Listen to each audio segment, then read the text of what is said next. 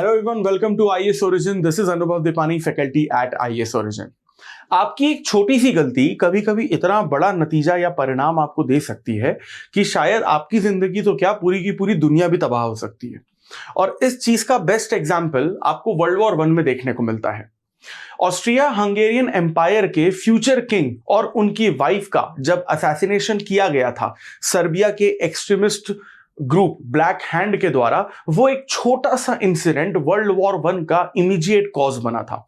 और वहां पर ऑस्ट्रो हंगेरियन एम्पायर और सर्बिया के बीच में जो लड़ाई शुरू हुई थी, जो ह्यूमिलेटिंग कंडीशंस उनके सामने रखी गई थी, धीरे धीरे उन दो कंट्रीज की वॉर में एक एक करके सारी की सारी जो यूरोपियन कंट्रीज हैं वो जुड़ती चली गई and it actually converted into world war one. तो इसके पहले वाले वीडियो में हम लोगों ने यही कहानी देखी थी कि जब उन फ्यूचर किंग का असैसिनेशन हुआ तो उसके बाद ऑस्ट्रो हंगेरियन एम्पायर ने सर्बिया के सामने बहुत ज्यादा ह्यूमिलेटिंग कंडीशंस रखी थी। ऐसी ह्यूमिलेटिंग कंडीशंस जो सर्बिया शायद कभी एक्सेप्ट ही ना कर पाए। सर्बिया को यह कहा गया था कि तुम अपनी आर्मी सरेंडर कर दो, जितनी जमीनें तुम्हारे अंडर आती हैं वो सारी की सारी जमीनें हमें दे दो, जितने रिसोर्सेस तुम्हारे पास हैं वो सारे के सारे हमें दे दो। और अगर तुम ये सरेंडर नहीं करते तो ऑस्ट्रो हंगेरियन एम्पायर ने कहा सर्बिया को कि हम तुम पर अटैक कर देंगे और हम तुम्हें वैसे ही हरा देंगे। अब सर्बिया या तो वॉर कर लेता जिसमें उसका हारना तय था, या तो सरेंडर कर जाता जिसमें उसका देश ऑलरेडी खत्म हो ही चुका था। तो यहां पर सर्बिया ने एक तीसरा ऑप्शन अपनाया और वो सीधे यूएसएसआर के पास चला जाता है मदद मांगने के लिए ऑस्ट्रो हंगेरियन एम्पायर के अगेंस्ट। और यहां पर यूएसएसआर जो है वो सर्बिया की मदद करने के लिए तैयार भी हो जाता है, क्योंकि यूएसएसआर और सर्बिया के जो लोग हैं उनकी जो ह्यूमन रेस है वो एक ही मानी जाती है, दैट इज स्लाविक रेस। अब यहां पर जब ऑस्ट्रो हंगेरियन एम्पायर को पता चलता है कि यूएसएसआर सर्बिया के फेवर में खड़ा है और ऑस्ट्रिया हंगरी उनको अकेले हरा नहीं पाएंगे, तो यहां पर ऑस्ट्रो हंगेरियन एम्पायर जर्मनी के पास चला जाता है सपोर्ट करने के लिए। और जर्मनी जो है कंप्लीट सपोर्ट दे देता है ऑस्ट्रिया को। और यहां पर ऑस्ट्रिया यानी आपका हैब्सबर्ग एम्पायर जर्मनी के सपोर्ट की वजह से इतना ज्यादा हिम्मती हो जाता है कि ऑस्ट्रिया डायरेक्ट अटैक कर देता है सर्बिया पर। अब यूएसएसआर ने पहले ही सर्बिया को प्रॉमिस किया हुआ था कि मैं तुम्हारे साथ हूं, तो जैसे ही ऑस्ट्रिया सर्बिया पे अटैक कर देता है उसी वक्त जो यूएसएसआर है वो जर्मनी पे अटैक कर देता है, क्योंकि यहां पे इन दोनों के बीच में अलायंस और ट्रीटी हो रखी है। अब जैसे ही यूएसएसआर किसी वॉर में उतर आता है तो जो फ्रांस है वो भी बेसिकली जर्मनी पे अटैक कर देता है। तो अब फ्रांस क्यों जर्मनी पे अटैक कर रहा है? क्योंकि यहां पर फ्रांस और यूएसएसआर के बीच में ऑलरेडी ट्रिपल एंतांत ट्रीटी हो चुकी थी बहुत पहले 1907 में ही। यहां पर वैसे तो इस ट्रिपल एंतांत ट्रीटी का तीसरा मेंबर आपको इटली भी देखने को मिलता है, लेकिन इटली यहां पर शांत रहता है, इटली यहां पे वॉर में एंटर नहीं करता। बाद में तो यह भी होता है कि जो इटली है वो अपनी साइड पूरी तरीके से चेंज कर देता है। अब यहां पर जर्मनी पर दो कंट्रीज एक साथ अटैक कर रही थी, यानी एक साइड से यूएसएसआर अटैक कर रहा था जर्मनी पे और दूसरे साइड से फ्रांस अटैक कर रहा था। So IAS Origin is coming up with the new UPSC GS batch, जिसमें आपको लाइव क्लासेस, रिकॉर्डेड लेक्चर, आपको बहुत सारा एक्सेस में मिलेगा, हार्ड कॉपी मटेरियल जो आपके घर तक आपको पहुंचाया जाएगा, डाउट रिजोल्यूशन क्लासेस और टॉपर सेशंस और आंसर राइटिंग जैसे बहुत सारे फीचर्स हैं। सभी फीचर्स को डिटेल में जानने के लिए डिस्क्रिप्शन में जो लिंक दिया गया है उसे क्लिक करिए और आईएएस ओरिजिन के ऑफिशियल नंबर पर कॉन्टैक्ट करिए।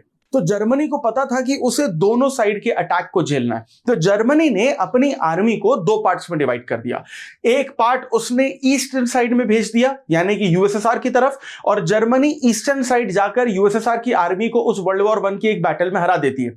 अब दूसरा, यहां पर जर्मनी ने यह सोचा कि अब मैं फ्रांस की तरफ अपनी आर्मी भेजूंगा, यानी अपने वेस्ट की तरफ भेजूंगा, लेकिन फ्रांस वहां पर ऑलरेडी तैयार बैठा था कि जर्मन की जो आर्मी है वो आएगी और हम उसे खत्म कर देंगे। तो यहां पर जर्मनी ने एक और दूसरा आइडिया लगाया और यह सोचा कि जर्मनी, बेल्जियम और फ्रांस की जो बॉर्डर है वो आपस में शेयर होती है। तो जर्मनी डिसाइडेड कि हम फ्रांस में एंटर तो करेंगे लेकिन बेल्जियम के थ्रू करेंगे। और जर्मनी यहां पर बेल्जियम पे वॉर करने नहीं गया है, बेल्जियम को बस एक रास्ते की तरह ट्रीट करने गया है, क्योंकि बेल्जियम तो वैसे ही वर्ल्ड वॉर वन में किसी के साथ नहीं लड़ रहा था। तो जर्मनी थॉट कि मैं बेल्जियम जाऊंगा और बेल्जियम से फिर फ्रांस के बॉर्डर में घुस जाऊंगा। लेकिन जैसे ही जर्मनी जो है बेल्जियम में एंटर करता है, वहां से यूके को पता चल जाता है कि जर्मनी जो है बेल्जियम के थ्रू फ्रांस पे अटैक करने वाला है। अब यहां पर जो यूके है वो अपनी आर्मी बेल्जियम में भेज देता है और यूके की आर्मी बेल्जियम में जर्मनी की आर्मी पे अटैक कर देती है। और बहाना क्या दिया जाता है यूके के द्वारा कि हमने ट्रीटी ऑफ लंदन की थी बेल्जियम के साथ मिलकर। ये सिर्फ और सिर्फ यूके का एक बहाना था, क्योंकि यूके सिर्फ और सिर्फ जर्मनी पे अटैक करना चाह रहा था, उसे सिर्फ एक एक्सक्यूज चाहिए था। अब जर्मनी जैसे तैसे यूके की आर्मी के साथ लड़के उनके साथ कंपीट करके फ्रांस के बॉर्डर तक पहुंच जाती है। जर्मन आर्मी को फ्रांस में इनिशियल सक्सेस तो मिलती है, लेकिन पूरी तरीके से जर्मन आर्मी जो है वो पेनिट्रेट नहीं कर पाती है फ्रांस को। अब यहां पर हमको एक और चीज देखने को मिलती है कि जो ऑटोमन एम्पायर है, जो ऑस्ट्रो हंगेरियन एम्पायर के साथ खड़ा था, वो यूएसएसआर पे अटैक कर देता है। अब यहां पर ऑटोमन एम्पायर यानी कि टर्की पूरी दुनिया को यह बता रहे हैं कि भाई हम तो जर्मनी के दोस्त हैं और यूएसएसआर ने जर्मनी पे अटैक किया था, इसलिए हम यूएसएसआर पे अटैक कर रहे हैं। लेकिन जो असली रीजन था ऑटोमन एम्पायर या टर्की का यूएसएसआर पे अटैक करने का, वो ये था कि यूएसएसआर और ऑटोमन एम्पायर के बीच में कई डेकेड्स से सुएज कनाल के ट्रांसपोर्टेशन की अथॉरिटी को लेकर लड़ाई चल रही थी।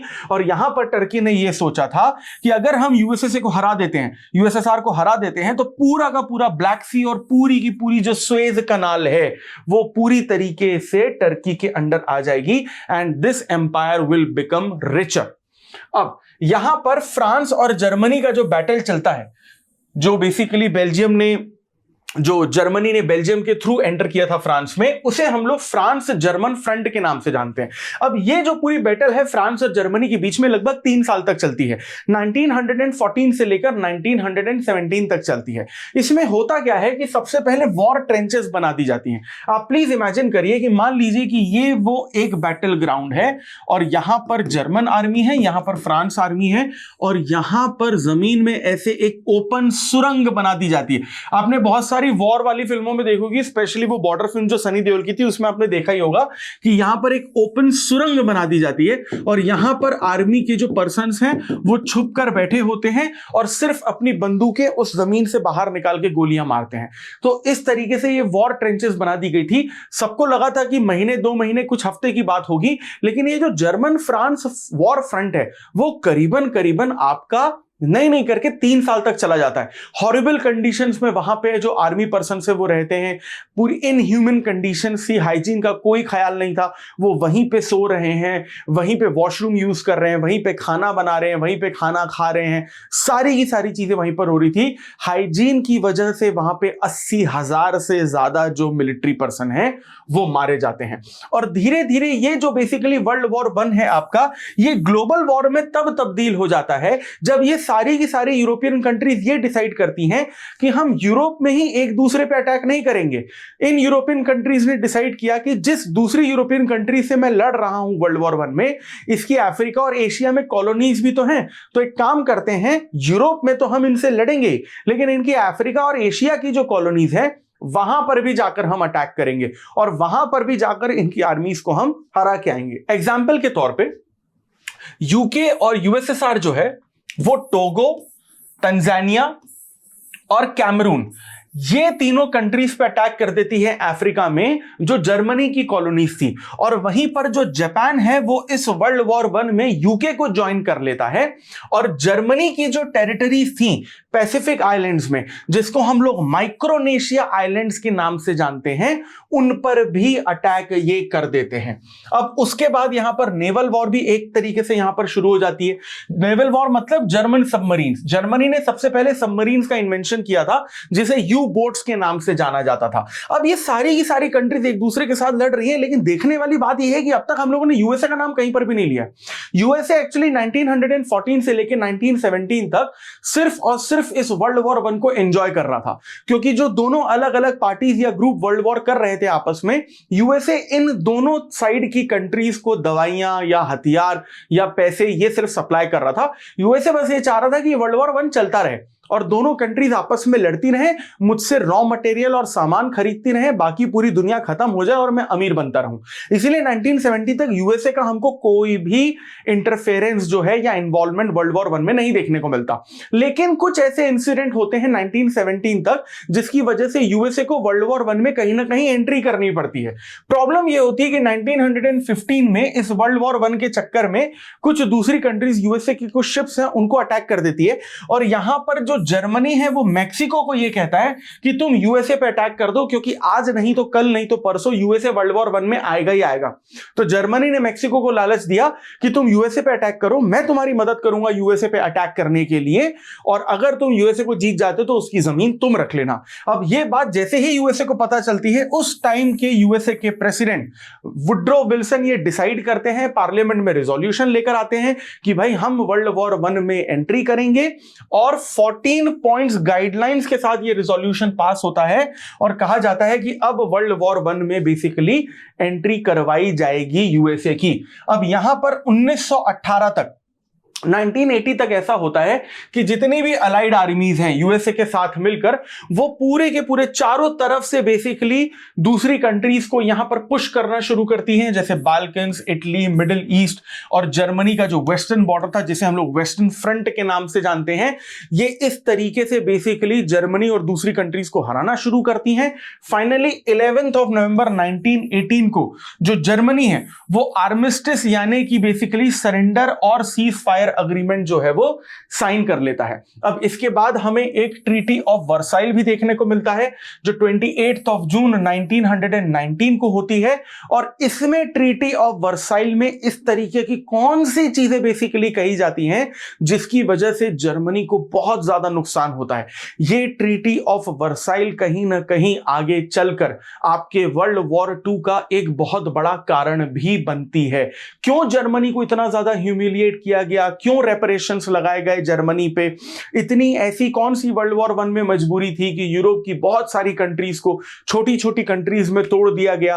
क्या इंडियंस का भी नुकसान हुआ? क्योंकि जब ये वर्ल्ड वॉर 1 चल रहा था तो उस वक्त इंडिया जो था वो बेसिकली ब्रिटिशर्स के अंडर गुलाम था। तो क्या इंडियन सिपाहियों को, इंडियन आर्मी को भी यूके की तरफ से भेजा गया था वर्ल्ड वॉर 1 लड़ने के लिए? ये सारी की सारी इंटरेस्टिंग स्टोरीज वर्ल्ड वॉर 1 की अगर आप डिटेल में और आसान भाषा में समझना चाहते हैं, जो आपकी यूपीएससी सिविल सर्विसेज एग्जामिनेशन की प्रिपरेशन को और इजी बनाएगा, so for that please stay tuned with IAS origin, like, share and subscribe this channel. I will see you in the next video. Thank you very much.